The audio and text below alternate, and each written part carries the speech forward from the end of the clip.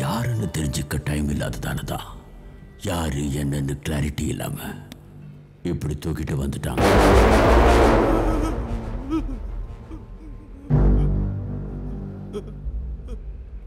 பொண்டாட்டி பிள்ளைங்களுக்கெல்லாம் பயந்துகிட்டு அவங்க எல்லாருக்கும் சேர்த்து பயந்தின்னா நீ வாழும்போதே போனான்டா.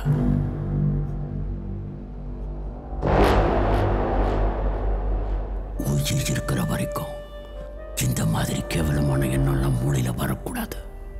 வந்துச்சுன்னா இந்த கை இருக்கிற இடத்துல